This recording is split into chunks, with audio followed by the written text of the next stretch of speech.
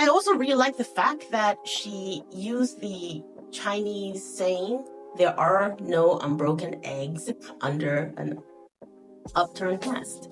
I don't know if it's a coincidence or something, but that really resonated with me.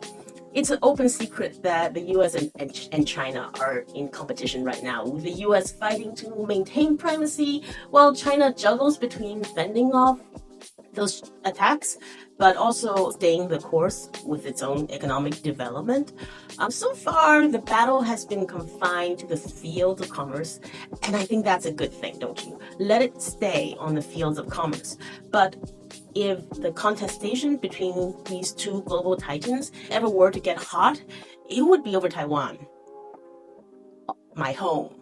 So obviously, I do not want that to happen. We all have slightly different interests. There's always been different shifting alliances and different levels of tension between the United States, Taiwan, and China.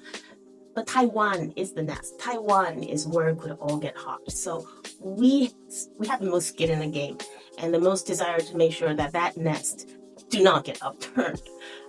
So that is why I found it very interesting that there is a paper published by the U.S.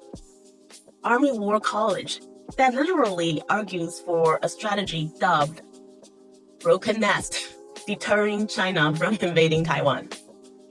Of course, what the Americans would say is that to threaten a broken nest is to protect Taiwan by making invasion unattractive to the Chinese.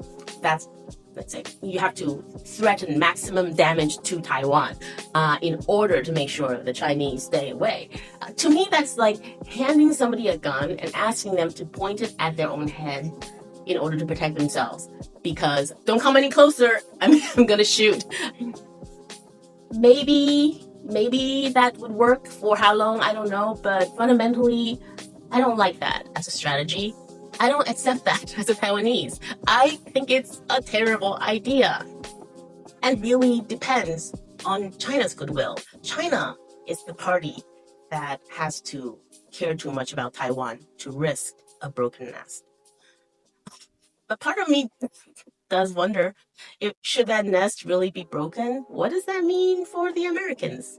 And I'm sure there'll be plenty of crocodile tears about the brave Taiwanese standing up to the big bad Chinese for freedom and democracy and how we must avenge them by doing all the sanctions against China, blah, blah, blah.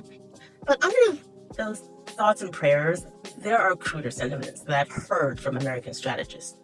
The Taiwanese might not be able to win against China, but they can sure as hell give them a bloody nose. I've heard that almost verbatim, multiple times from multiple parties. So it is our upturned nest, it is China's bloody nose, and it's America's potential opportunity to kneecap a rising rival. If this unseemly geopolitical playbook is becoming obvious even to me, a Taiwanese American with every desire and incentive to think the best of America and her intentions, imagine the average Taiwanese. We are a very pragmatic people.